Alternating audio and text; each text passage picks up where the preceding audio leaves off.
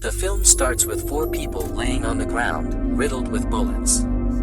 We hear the voice of Andromache the Scythian/Andy, Charlize Theron, saying how tired she is of all this. Sometime earlier, Andy meets with one of her partners, Booker, Matthias Schoenaerts, in Morocco. They join their other partners, Joe, Marwan Kenzari, and Nikki, Luca Marinelli. The four of them are immortal assassins who have lived for centuries. They are so devoted to staying hidden that Andy must discreetly erase a picture that a group of women took that she is seen in.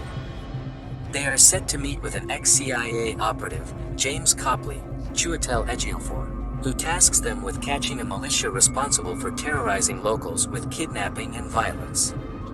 The team accepts the mission and is flown to South Sudan. As they gear up and enter the base, they quickly realize they were set up before the militia in question steps out to mow them all down with bullets, leading to the intro scene. The four lay bleeding until their powers allow them to push the bullets out and heal quickly. The militia is surprised but have little time to react further as the team starts killing them, with Andy wielding her axe against the mercs. They spot a camera and figure that Copley had set it up to expose their secret. Andy destroys the camera, and the four escape and resolve to stick together to find Copley. In Afghanistan, a team of US Marines head into a base to rescue women who are being held captive by a terrorist leader. Niall Freeman, Kiki Lane, leads the team in, and one of the women directs her to the target. Niall and her partners head in and shoot at the target. She tries to stop his bleeding to take him in alive, but he grabs a knife and slashes her throat. Niall's partner Dizzy, Natasha Karam, goes to tend to her wound as Niall appears to lose consciousness. As this happens, the four assassins experience the same vision of Niall together, realizing that there is another like them that is out there. They change course and head to find her. In the medic tent, Niall's neck wound has completely healed, to the surprise of Dizzy and the other Marines. In London, Copley attends a presentation from his employer, Merrick, Harry Melling, who wants to have his company, Merrick Pharmaceuticals, potentially save millions of lives with their innovations. Copley shows Merrick the footage of the assassins after the mission, and while he is impressed, Merrick wants hard physical proof for his experiments. Niall is alienated by her teammates after the incident, and she is told she is to be sent to Germany for more tests, despite her objections. Before she is taken, Andy intercepts her and knocks out the other soldiers before taking Niall with her. On the drive, Niall tries to escape, and Andy steps out to shoot her in the head. Up until this point, Niall thought she might have been dreaming, but she now realizes that she really cannot die. They make it to an airbase where a pilot takes them to France. After Andy falls asleep, she finds that Niall tied her arm to the plane and is trying to force her and the pilot at gunpoint to land the plane. Andy shoots the pilot and orders Niall to free her so that she can fly the plane, but it turns out to have just been a trick to get free, as the pilot was just playing dead.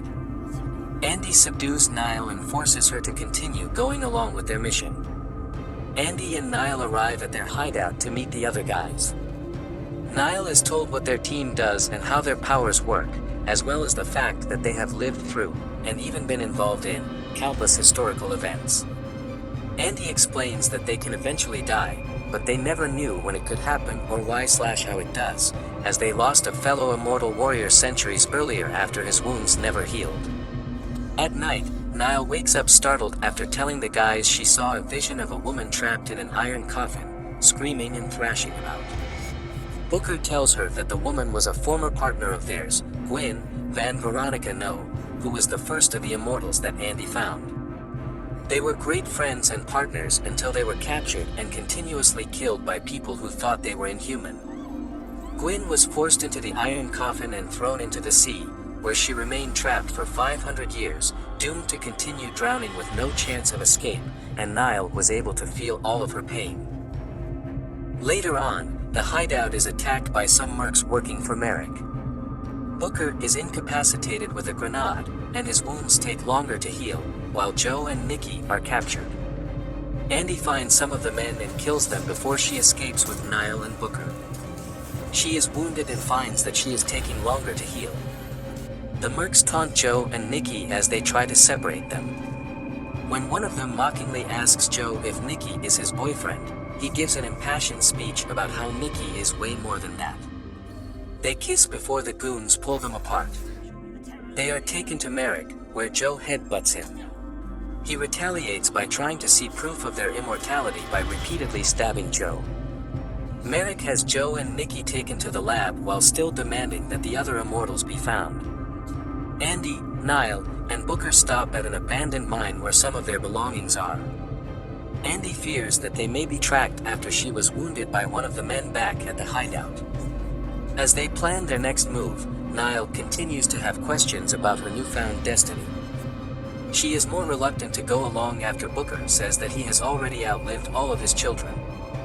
Niall thinks about her own mother and brother, and how they had to mourn her father when he was killed in action. Andy goes to a nearby pharmacy to have her wound tended to. Later, as they proceed to carry on their mission, Niall decides to back out and spend whatever time she has left with her family, and Andy lets her go. However, Niall later finds a gun clip in the trunk of the car, realizing Booker intentionally gave Andy an empty gun. Andy and Booker track down Copley and move in to get him, but Booker reveals his alliance with Copley and shoots Andy in the back.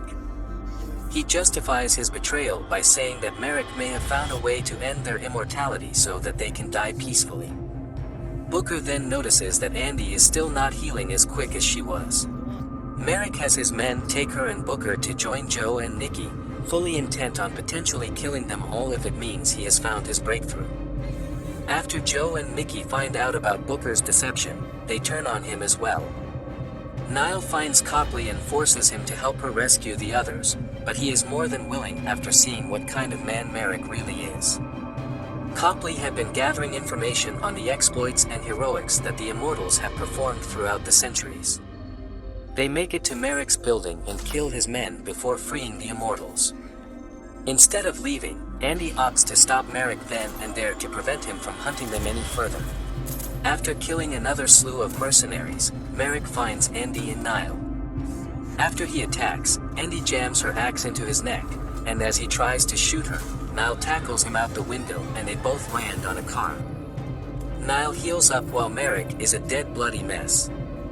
The team then leaves together, and Andy's wounds eventually heal. Copley helps set up Niall's situation as being killed in action, meaning her family will have to mourn her as they did her father.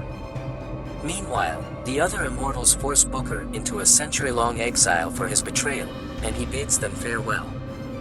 The others decide to continue working with Copley as long as he can help them stay hidden.